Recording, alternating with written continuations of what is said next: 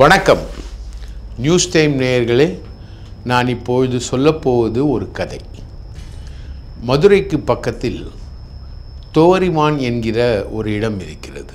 அங்கு ஒரு முன்னாள் அமைச்சருக்கு பண்ணை வீடு ஒன்று இருக்கிறது. அந்த பண்ணை வீட்டுக்கு அவர் அடிக்கடி வருவார், பார்த்துவிட்டு செல்வார். மிகுந்த கவனத்தோடு ரகசியமாக வருவார், ரகசியமாக போவார்.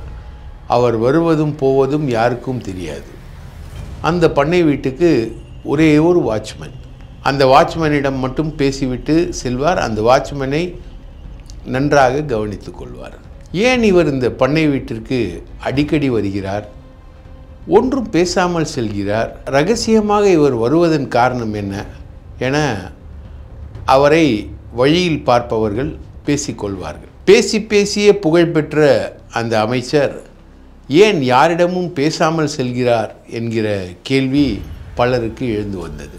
அந்த பண்ணை வீட்டில் அவர் தான் சம்பாதித்த 200 கோடி ரூபாயை சேஃப்டி லாக்கரில் வைத்து ஒளித்து வைத்திருந்தார்.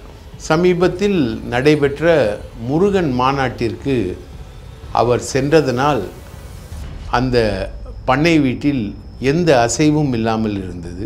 மதுரையில் நடக்கக்கூடிய முருகன் மாநாட்டிற்கு அவர் சென்று விட்டார் என்கிற தகவல் மதுரையில் இருக்கக்கூடிய அனைவருக்கும் தெரிந்தது. திடீரென்று அந்த பண்ணை வீடு அல்லோகல்லப்பட்டது. அந்த பண்ணை வீட்டிலிருந்து அமைச்சர் இல்லாமலேயே லாரியில் பல பொருட்கள் ஏற்றப்பட்டன. பண்ணை வீட்டில் இருந்த சேஃப்டி லாக்கர் திறக்கப்பட்டது. அங்கிருந்து பண்டல் பண்டலாக கரன்சிகள் லாரியில் ஏற்றப்பட்டன. அந்த கரன்சிகள் எங்கோ கொண்டு செல்லப்பட்டன. தகவல் அறிந்து வந்த அமைச்சர் பதைத்தார். மொத்தம் 200 கோடி ரூபாய் காணாமல் போனது. பேசியே புகழ்பெற்ற அந்த அமைச்சர் விஞ்ஞான ரீதியாக தெர்மாக்கோலை பற்றியெல்லாம் பேசிய அவர் ஒன்றும் பேச முடியாமல் வாயடைத்து போனார். திருடனுக்கு தேள் கொட்டிய கதையாக 200 கோடி ரூபாய் பறிப்போனதை பற்றி பேச முடியாமல் வாயடைத்து போனார். நேராக மதுரை போலீஸ் கமிஷனரை நேரடியாக சந்திக்காமல் ரகசியமாக சந்தித்து தனது பண்ணை வீட்டில் பணம் கொள்ளை போயுள்ளது, அதற்கு அந்த வாட்ச்மேனும் உடந்தை, அவனுக்கு எல்லாம் தெரியும், அந்த சேஃப்டி லாக்கரை ஓப்பன் செய்யும் இரகசிய குறியீடுகளை தெரிந்து கொண்ட அவன் இந்த வேலையை செய்திருக்கிறான் என அமைச்சர் கூறியதை கேட்டு போலீஸ் அதிகாரிகள் அதிர்ந்து போனார்கள். அமைச்சர் வீட்டில் பறிபோன பணம் பற்றிய செய்திகள் எந்த செய்தித்தாளிலும் வெளிவரவில்லை, சமூக ஊடகங்களிலும் வெளியே வரவில்லை. ஆனால் ரவிக்குமார் என்கிற பாஜக பிரமுகர் ஒரு சமூக வலைத்தள பதிவை போட்டிருக்கிறார். அதில் பாஜகவில் இருக்கும் சிலர் தவறான வேலைகளில் ஈடுபடுகிறார்கள். அப்படி அவர்கள் தவறான வழியில் ஈடுபடுவது பாஜக கொள்கைகளுக்கே முரணானது. அதிமுக பிரமுகர் ஒருவரின் பணத்தை கோடிக்கணக்கில் கொள்ளையடித்துவிட்டு அதை பற்றிய கட்டை பஞ்சாயத்துகளை பாஜக வழக்கறிஞர்கள் பேசிக்கொண்டிருக்கிறார்கள் என அவரது பதிவு சம்பந்தம் இல்லாமல் நீண்டு கொண்டே போனது. அதன்படி பார்த்தால் அமைச்சர் வீட்டில் ஆட்டையை போட்டது ஒரு பாஜகவை சேர்ந்த லோக்கல் ரவுடி என தெரிய வந்தது. முருகன் மாநாட்டிற்கு போய் பெரியாரையும் அண்ணாவையும் அங்கே அசிங்கப்படுத்தியதை பார்த்து கொண்டிருந்த அமைச்சர் அதில் மூழ்கி இருக்கும் பொழுதே இங்கே கொள்ளை நடத்தப்பட்டிருக்கிறது என வந்த தகவல்கள் உறுதி செய்கின்றன. இதை எப்படி சமாளிப்பது, இதை எப்படி கண்டறிவது என தெரியாமல் திணறிக்கொண்டிருக்கிறார் அமைச்சர். இந்த அமைச்சர்கள் அனைவருமே, அது அதிமுகவாக இருந்தாலும் திமுகவாக இருந்தாலும், தாங்கள் கொள்ளையடித்த பணத்தை பதுக்குவதிலும் அந்த கொள்ளையடித்த பணத்தை பாதுகாப்பதிலும் நிறைய செலவு செய்கிறார்கள். அதில் எப்பொழுதும் விஞ்ஞானபூர்வமாக ஆலோசிக்கும் அமைச்சர், மதுரை அமைச்சர், அதை ஒரு வீட்டில் வைத்து பதுக்கியிருக்கிறார்கள். 2G ஊழல் பெரிய அளவிற்கு பேசப்பட்ட பொழுது பல வீடுகளில் 500 ரூபாய் கட்டுகள் அடுக்கி வைக்கப்பட்டிருந்ததாக பல யூகங்கள் அப்பொழுது வெளியாகி இருந்தன. பல அமைச்சர்கள் தாங்கள் சம்பாதிப்பதை வெளிநாடுகளில் முதலீடு செய்திருப்பதாக செய்திகள் வந்தது. அன்புநாதன் என்பவர் கரூரில் பிடிபட்ட பொழுது அவர் பல அமைச்சர்களின் பணத்தை வெளிநாடுகளுக்கு அவர் கடத்தியிருந்தார். அதில் முதல்வர் பதவி வகித்த அமைச்சர் துபாயில் ஒரு ஓட்டல் வாங்கியதை தெரிய வந்தது.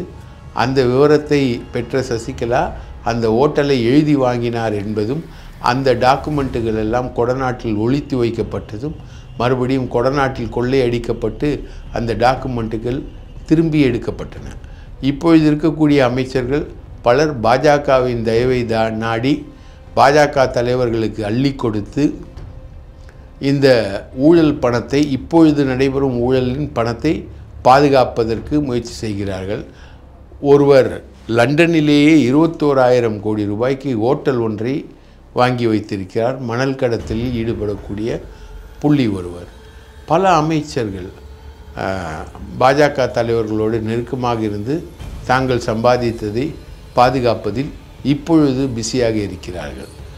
அதில் வித்தியாசமாக தான் சம்பாதித்த 200 கோடி ரூபாயை தனது ஊருக்கு பக்கத்திலேயே புறநகரில் ஒரு பங்களாவில் ஒளித்து வைத்து அதை தேவைப்படும் போதெல்லாம் போய் பார்த்து விட்டு வந்து வசதியாக இருந்த ஒரு விஞ்ஞானத்துறை அமைச்சரின் பணம் ஒரே நாளில் 200 கோடி ரூபாய் கொள்ளை போனது மதுரை பாஜக வட்டாரங்களை அதிர்ச்சி அடைய செய்துள்ளது. இது பாஜக வட்டாரங்களில் வாட்ஸ்அப் செய்திகளாகவும் ட்விட்டர் செய்திகளாகவும் சமூக வலைதள பதிவுகளாகவும் இப்பொழுது மதுரை முழுவதும் பரவி கொண்டிருக்கிறது. ஆனால் அந்த அமைச்சர் நேரடியாக இதுவரை எந்த புகாரும் கொடுக்கவில்லை. இது கிட்டத்தட்ட திருடனுக்கு தேள் கொட்டிய கதையைப் போல அந்த அமைச்சரால் வெளியே சொல்ல முடியாத ஒரு பயங்கரமாக மாறியிருக்கிறது. இதை அவர் எப்படி சரி கட்டுவார்? இதை வரக்கூடிய சட்டமன்ற தேர்தலுக்காக அதிமுகவின் முக்கிய பிரமுகர் ஒருவர் கொடுத்த நிதி என்றும் ஒரு செய்தி உலா வருகிறது. மொத்தத்தில் அப்படி பார்த்தால் மொத்தத்தில் அதிமுகவின் ஒட்டுமொத்த தேர்தல் நிதியும் கபலீகரம் செய்யப்பட்டிருக்கிறது என்பது இந்த கொள்ளை மூலம் தெரிய வருகிறது. இந்த கொள்ளையை நடத்தியது பாஜக பிரமுகர்கள் என்பதால் கூட்டணி வைத்தவுடனேயே கொள்ளையடிக்கிறார்களே, இவர்களை எப்படி கேள்வி கேட்பது?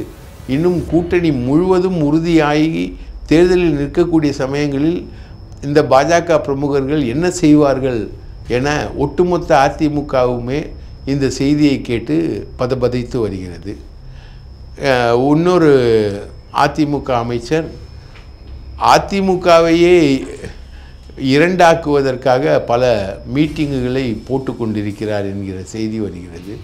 அதுவும் தனது ஊழல் பணத்தை பாதுகாக்க பாஜகவினர் சொல்படி கேட்கக்கூடிய அந்த அமைச்சர் செயல்படுவதாகத்தான் தெரிகிறது.